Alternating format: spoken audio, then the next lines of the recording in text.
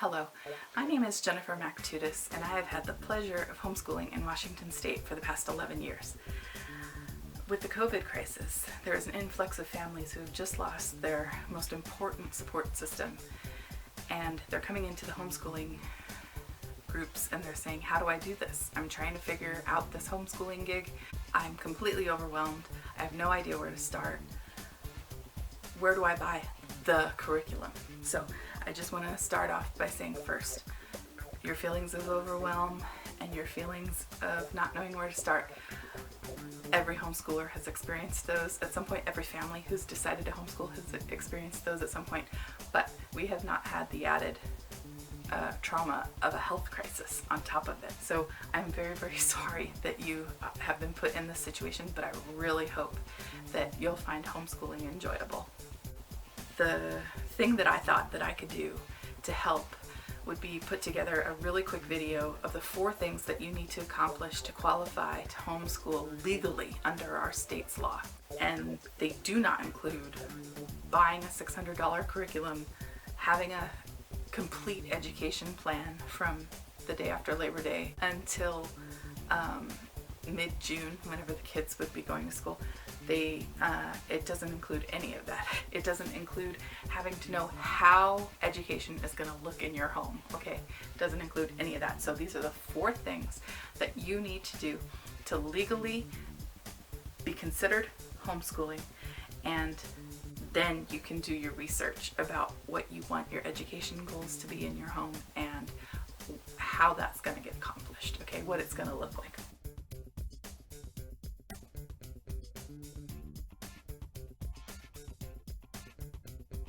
So first of all, I need the attention of parents who have children who are under 8.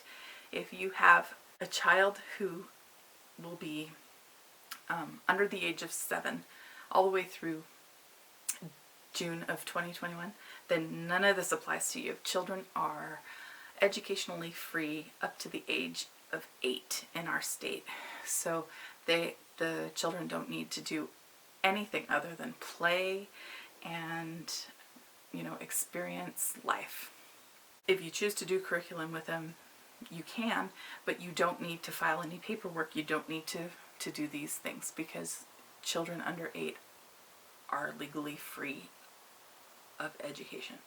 If you are a parent of a child who is 7 and will turn 8 sometime before June 2021, then you will need to do these things by their 8th birthday.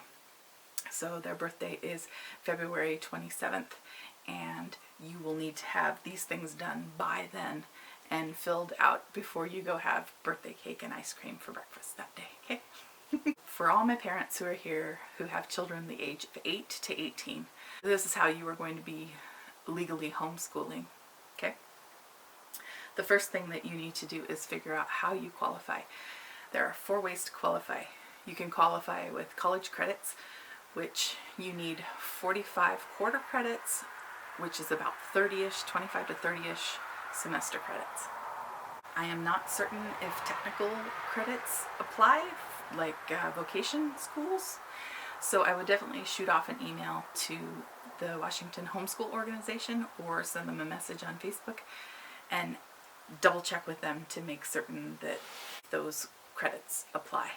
The other way to qualify for homeschool is by taking a parent qualifying course.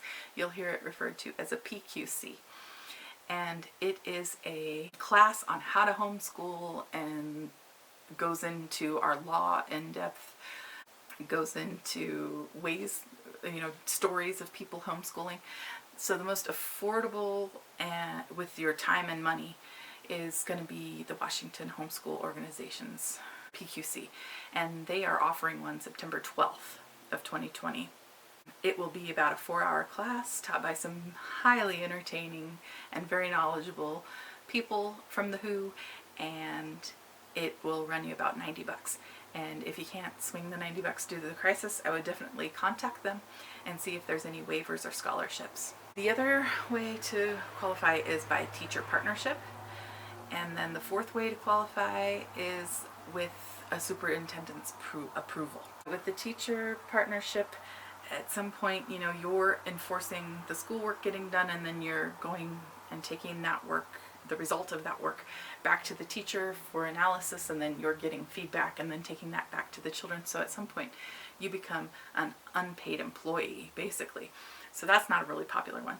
The superintendent interview to deem you qualified is not really a popular one either. Most homeschoolers will qualify with the college credits or the PQC. You will find that most homeschoolers will use the PQC or the college credits because our law states that as long as we follow these 4 things, then once we turn in our paperwork, we have told the state and the school district that they are no longer responsible for providing an education to our children, and that we have accepted that responsibility. And then we are given the freedom to do that however we want. By involving a teacher or a superintendent, it kind of takes away our freedom to be in the driver's seat. So that's why you'll see most people encouraging the college credit or the parent qualifying course. The second thing you need to do is file a declaration of intent. And this thing can be found on the Washington Homeschool Organization's website, okay? And I recommend that one because if you use the forms that are given to you by your school district, sometimes they can ask for information that they legally don't need. And if you continue to do this homeschooling thing, it can affect the timing of your kids' graduation or if they want to go into running start early. So legally, this form only needs where your school district is, your address, your child's name, their age. It does not need anything else. You don't need to tell them how you're going to qualify. You don't need to tell them your educational plan. They don't need to know any of that. When you get that form filled out, take a couple of copies. Put one of those copies in your wallet because it is your teacher ID. And so if you need art supplies from Joann's or Michael's, if you need some workbooks for the little guys, or your teenager wants to read the classics, and you can go to Barnes & Noble. If you need some pens and graph paper, or your kiddo wants to make some really cool duct tape clothes, you can take that to Staples or Office Depot. And at all those places, they honor it as a teacher ID and you get the teacher discount. And then don't be afraid to ask around. I live in a small little town outside of the Cascade foothills, and we have a stationery store, and I just mentioned to the gentleman that what I had bought, art supplies and pens and paper, I could have bought at a couple other mega stores, and they would have given me a 10% discount. He thought about it a little while and gave me 5. So just ask. Also, you can take it into Chipotle and get your burrito for Teacher Appreciation Day as well. So if you like that sort of thing. What you'll need to do is send your declaration of intent to your school district office before September 15th, if I haven't mentioned that before. You can just throw the 50-cent stamp on there and mail it, and you've done due diligence. If they lose it, it's their problem. You have a copy of what you mailed, right? You can also, if you're one of those people who really enjoy having documentation, you can pay for it to go certified mail. And last time I did that, I think it was around $7 to $10. You don't have to lay out that kind of cash unless you really, that fills your soul having that return. Yes, we received it. Okay. Pre-COVID, you could walk into the district and just hand it to them, but I'm not certain if school district offices are going to be open this year. So that's it for the declaration of intent. The third thing you need to do is to test or assess your child annually, per calendar year, not per school year. So you're going to fill out your declaration of intent and have it sent in by September 15th of 2020. Then you are going to test your child at some point before September 14th of 2021, okay? If you want to kind of dig around and get your ducks in a row, there is a list of providers on the WHO's website and like their hot links, and I will do another video on that at another time, okay? The fourth thing you need to do in order to make sure that you're legally qualified or you're legally homeschooling in our state is to create a file where you put your declaration of intent, your test results when you get them. You keep the test results. You don't send them in anywhere. So you put those in your file. You put a copy of the way that you qualify. So in the 11 years that I've homeschooled, I don't have a college degree, but I do have the credits. But in the 11 years that I've homeschooled, I've never been asked to prove that I'm legally homeschooling. There's no police. Maybe just write down a note of where you would call to order your transcripts if you need that to prove that you qualify. In case something comes up, you just want to make sure you have your ducks in a row so that if someone calls question on your homeschool, that you can open up a file and say, I legally meet all the obligations to homeschool.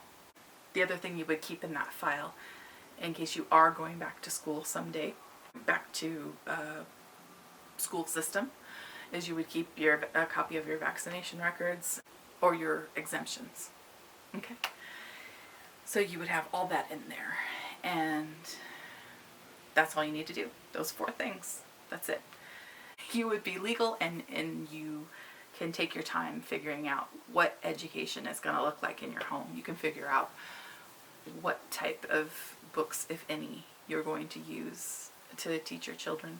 Your extra credit is to go hug those kids, to sit down with a hot cup of coffee, tea, whatever your flavor, and just relax and breathe. And don't think anything homeschool, don't think anything about school. Just enjoy some self-care and enjoy those kiddos that you've got. Okay, so I'll let you in on a dirty little secret that homeschoolers do, okay? So you file that declaration of intent between the 13th and the 15th of September, right? Whatever day you do that, that is your not back to school day, right? Or September 15th becomes your not back to school day, right? And the dirty little secret of homeschoolers is we party on that day. So we will turn in our declaration of intent, and we will have friends over for splash day, right? Outside.